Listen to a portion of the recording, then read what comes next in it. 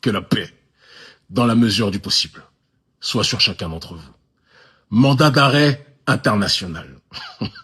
Mandat d'arrêt international.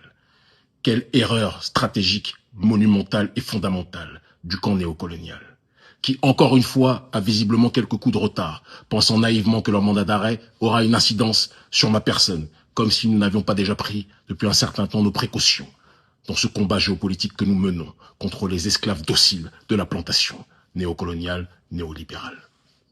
Alors, il est important déjà de contextualiser la situation, sans quoi personne ne comprendra de quoi il en retourne.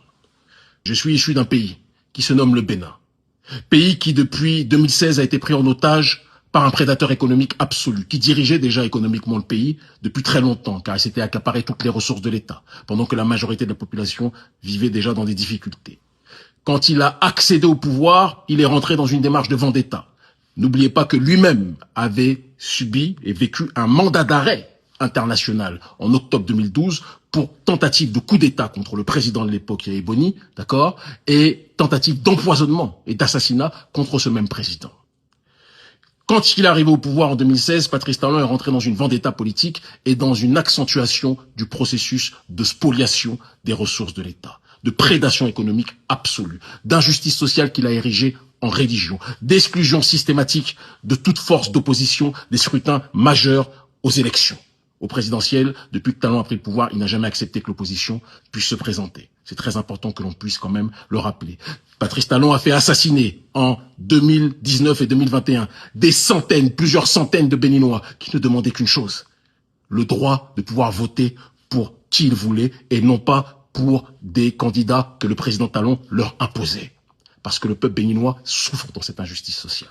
Alors Talon, un petit peu comme le dirigeant d'une boîte, c'est d'ailleurs comme ça qu'il fonctionne avec son pays, c'est quelqu'un qui présente une belle vitrine à l'extérieur, pendant qu'à l'intérieur, il persécute ses employés. Un petit peu comme les employés des grandes multinationales occidentales, qui sont souvent des Philippins ou des Africains ou des gens qui vivent dans une précarité extrême, et à l'extérieur, on vous vend des beaux produits, on vous dit que tout va bien. C'est exactement la même chose avec le Bénin. Il ne vit pas et il ne considère pas, il ne dirige pas le Bénin comme un président qui protège ses concitoyens.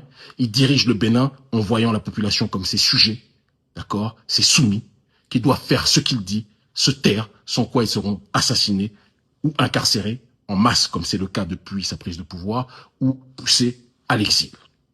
C'est la réalité des faits, et vous et moi le savons.